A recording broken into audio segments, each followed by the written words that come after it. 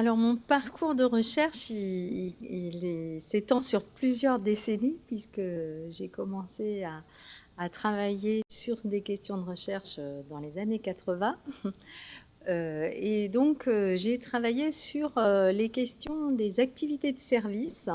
et de la qualité dans les services, ce qui m'avait déjà amené à cette époque-là à m'interroger sur les services intellectuels, notamment les services de conseil, impliquant des activités de conception. Et j'avais déjà interrogé à l'époque la question de ce que j'appelais à l'époque l'industrialisation de ces activités, en tout cas de forme de rationalisation de ces activités, interroger la façon dont elles étaient ainsi progressivement transformées en même temps qu'elles se professionnalisaient, qu'elles se développaient. Et puis, j'ai ensuite poursuivi mes recherches sur les questions des technologies de l'information et de la communication dans les organisations, avec plutôt un questionnement sur la question de savoir en quoi ça transformait, en quoi ça participait à l'émergence de nouveaux modèles industriels, de nouvelles configurations d'organisation, et en quoi ça participait à transformer les activités de production d'information et de communication. Et à cette époque-là, nous avons été sollicités par un établissement de santé, donc on remonte là en 2004, 2003-2004, un établissement de santé qui avait une démarche assez aboutie en matière de gestion des risques et plus spécifiquement de déclaration des événements indésirables, et qui souhaitait comprendre comment fonctionnait ce système de déclaration.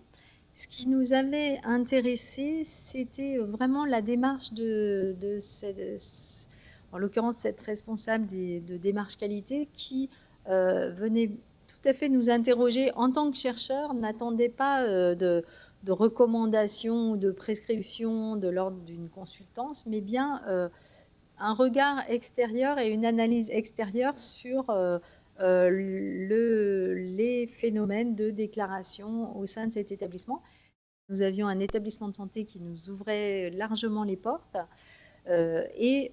pour lequel nous avions donc tout de suite eu évidemment la curiosité de savoir quelle était la configuration du système d'information et son évolution, vu notre parcours antérieur, et également parce que la déclaration des événements indésirables était également équipée d'un logiciel et d'une base de données dédiée. Donc c'est un peu naturellement que nous avons ensuite enchaîné sur la question de l'informatisation du dossier de soins, et puis élargi d'ailleurs à d'autres questions comme le dossier médical partagé ou les réseaux de santé et le partage d'informations dans ces réseaux de santé.